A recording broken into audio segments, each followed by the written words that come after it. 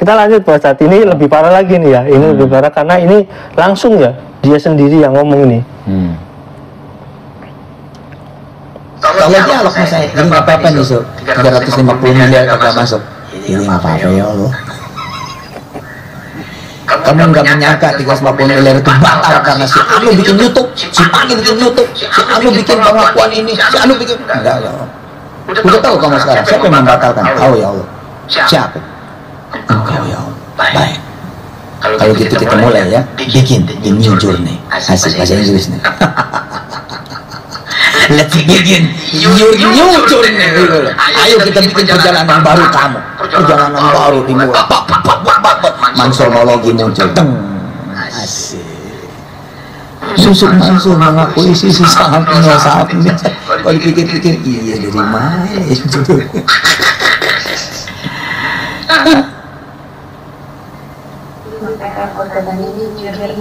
Aduh, ditawarkan nanti apalagi nih sekarang nih ikut beli saham misalnya nih orang mau gitu. Terus semua itu enggak sekarang mau suruh pilih dia apa? Ya kenapa harus pilih dia, kan dia dekat sama Tuhan. Oh, iya. Suruh aja malaikat merubah. Kenapa? Suruh merubah itu. Iya, coblosan apa sih?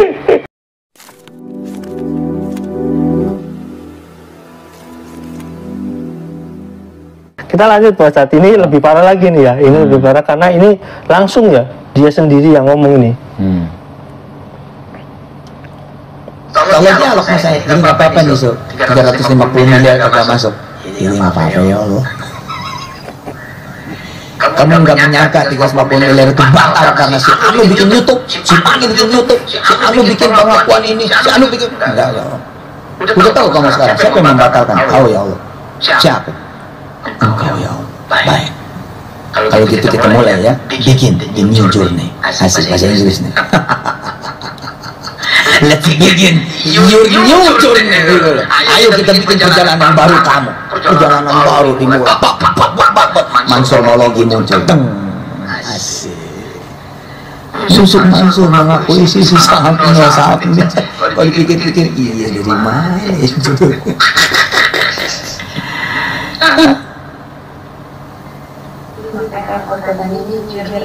Aduh,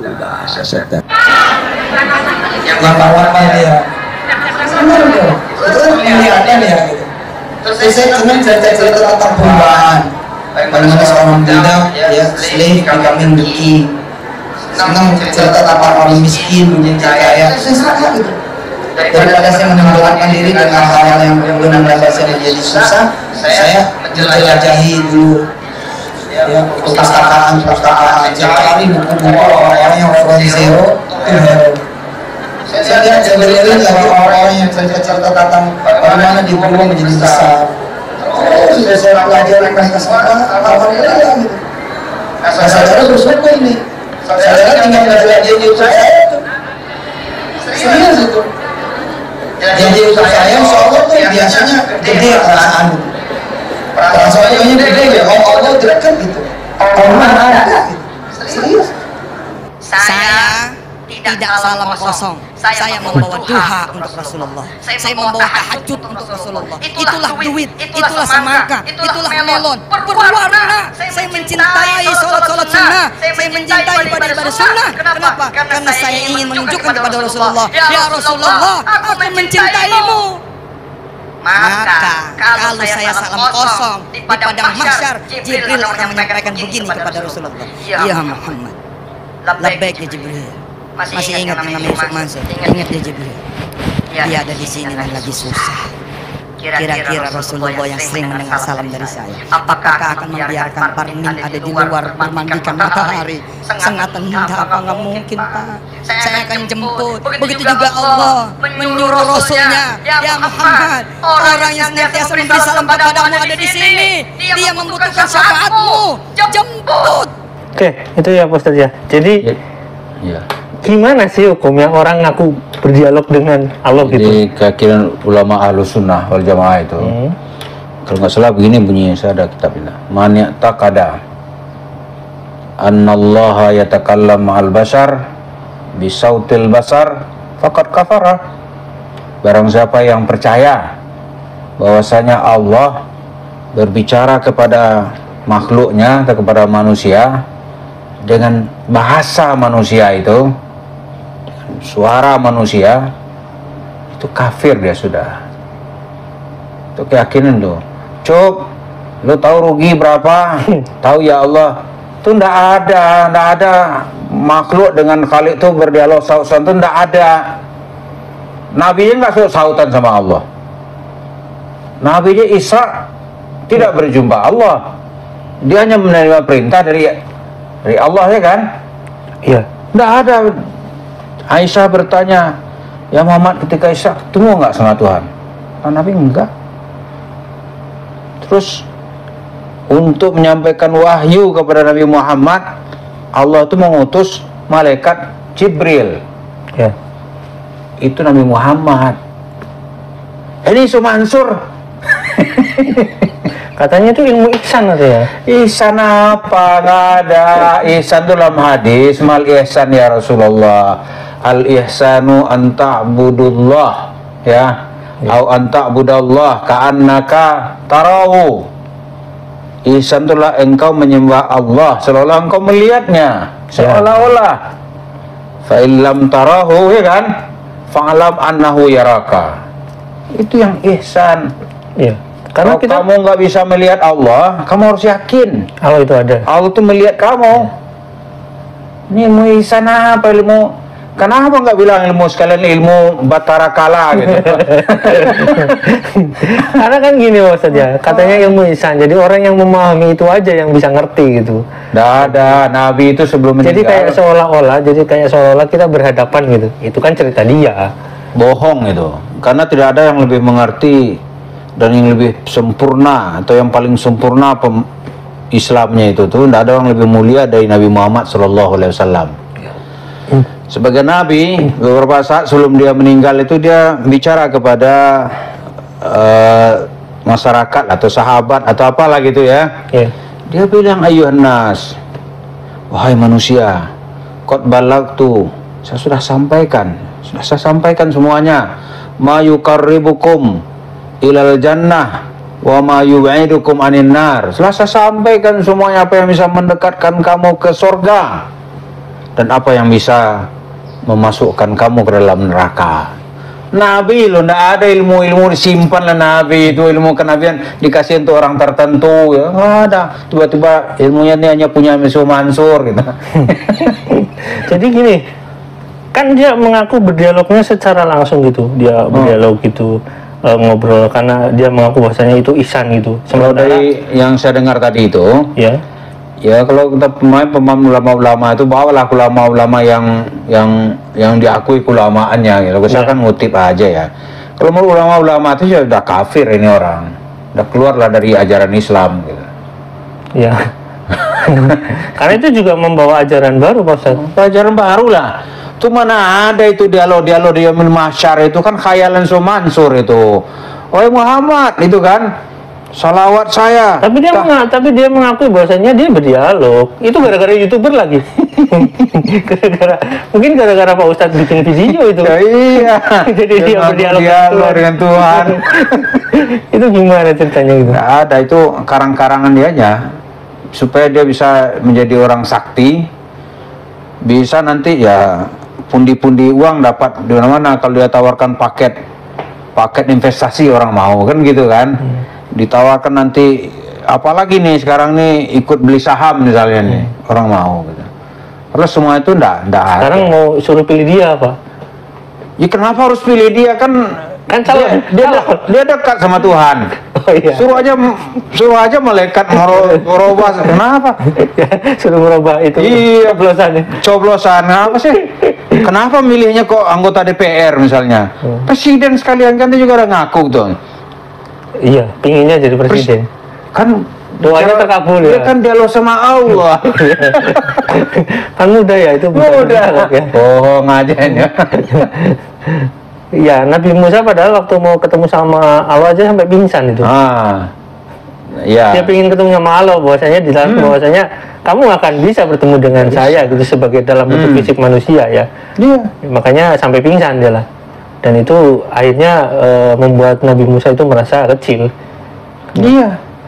Ini Yusuf Mansur merasa besar sekali karena dia berdialog gitu. Iya. Itu ajaran baru Pak Ustadz. Iya, dia membawa Allah dan menyampaikannya kepada Rasulullah. Jadi Rasulullah lebih kecil, dia lebih besar dari Allah. Membawa Allah, saya bayangin tuh. Iya. Kalau bahasa abstrak sih bisa masih ada, bisa kita pahami. Innallaha ma'ana, kan gitu kan? Iya. Kita Allah bersama kita, itu bahasa apa, ketawakalan itu masih bisa. Tapi kalau dalam bentuk real wujud, mana ada? Dia membawa Allah untuk Rasulullah, apa maksudnya? Ya, tapi kalau misalkan menurut Pak Ustadz gimana? Kalau misalkan ini Yusuf Mansur itu kayak merasa lebih dekat gitu. Mana ada orang merasa lebih dekat. Coba cabut duit, kalau tujuan belakang pasti duit itu. Mana ada lebih dekat. Dia anaknya seolah lebih dekat kepada Allah gitu. Allah mengatakan dia dekat dengan siapa? Ya kan karena kalau dia bilang tadi kalau dia nonton YouTube dia itu orang kan lebih dekat dengan Allah. Katanya. Padahal akhirnya menyesal lah itu. Orang kalau lihat YouTube dia itu kantong bisa bolong. Itu yang benar. Ya menurut Agim jadi miskin gitu. Kata Agim hati-hati. Habis semua nanti gitu. Iya kan? Iya, itu faktanya. Faktanya. Karena itu Ustadz Abdul Samad sangat takut itu kalau disanding-sandingkan dengan Yusuf Mansur, takut namanya rusak gitu. Ya. Dia, jadi nggak ada orang merasa lebih dekat kepada Allah tuh siapa? Yang ada tuh merasa yang Nabi itu yang selalu marah itu ketika dia dalam sebuah apa itu dituduh oleh masyarakat, dia adil ya Muhammad, adil engkau wahai Muhammad, dia marah. Alastun nabi gitu, bukankah saya ini seorang nabi? Kalau saya nggak adil, siapa lagi yang lebih adil dari saya? Itu ada ya, tapi merasa lebih dekat. Dasar dari mana? Nabi aja kan itu ilmu ihsan katanya. Ajaran baru dia, tapi ihsan. Ajaran baru, kenapa nggak buat Najani ini mazhabnya Yusuf Mansur? Yusuf Mansur. Atau agama baru nabinya Yusuf Mansur? Ya bisa. Dalam Islam nggak ada. Dalam Islam itu kan ada runtutan ilmu. Kalau Islam itu ilmu ya. Mana ada orang buat sembarangan. Kiai-kiai ini nggak ada kecuali kiai-kiai yang nggak jelas juga gitu. Satu baris ya. Karena sebenarnya gini, yang kita lihat ya dari beberapa kiai yang terkenal kan, yang cuma sekedar ya maaf ya, yang ceritanya cuma sekedar mengarah ke sana ya Yusuf Mansur sebenarnya. Mansur aja. Ke sana lebih kepada material gitu ya. Tujuannya ya pertanyaannya kenapa dia bikin MLM kayak gitu ya? Pastilah emang orientasinya uang lah gitu. Uang lah, nggak ada kalau nggak uang. Terus gini Pak Ustadz, ini kan Yusuf Mansur bicara tadi tentang bagaimana kalau misalkan dia berdialog dengan Tuhan dan menjadikan dia apa ya, kalau misalnya dia kan jadi membuka Mansurmologi gitu, jadi seolah-olah dia berencana dengan Allah untuk membuat rencana baru gitu, kayak berdialog gitu loh. Itu kayak apa ya, nanti bareng-bareng gitu loh gitu dengan Allah. Itu masuk musyrik atau masuk syirik gitu? Ya musyrik lah. Musyrik lah. Coba tanya kepada kiai-kiai ini, musyrik gitu. Dalam faktanya Mansurmologi itu jadi bangkrutmologi. Orang kalau ikut pasti bangkrut. Tapi itu rencana dia dengan Allah katanya. Gimana itu? Mestinya itu karena kita masih ada masalah sara ya. Suku agama ras dan golongan itu bisa merusak keyakinan, membuat keresahan masyarakat itu. Mestinya kalau hukum kita baik itu ya, orang yang buat pemahaman agama ngaco-ngaco itu ya aparat keamanan misalnya harus turun tangan. Ya minimal pertama ditegur dulu gitu. Dari majelis ulama misalnya, mestinya harus ada teguran. Harusnya udah dari dulu, karena ini video dari dulu emang kayak gitu semua. Ngaco semua. Iya. Ada. Saya itu sebenarnya tadinya nggak mau ikut-ikutan juga, tapi saya mula-mula hebat sekali nih retorikanya nih. Iya. Lama-lama saya isinya sesat semua nih. sesat dan menyesatkan. Sesat dan menyesatkan. Ini nggak bisa deh dengan segala keterbatasan kita ikut cawe-cawe gitu. Ya karena kadang pakai dalil sendiri dia. Dalil sendiri aja. Ya itu seperti itu, berdialog dengan Tuhan, bikin rencana gitu. Sama Tuhan. Itu berencana bersama Tuhan, itu kan lucu itu. Dia masa sekarang gini ya, gara-gara dibuatkan YouTube oleh orang mengkritik dia, lu tahu Cok? Tuhan katanya ngasih tahu siapa ini? Engkau ya Allah. Jadi Tuhan membela Yusuf Mansur gara-gara YouTuber muncul gitu. Oh, tak di mana? Terus Tuhan tuh nak buat dia. Kayak ada demit dia gitu.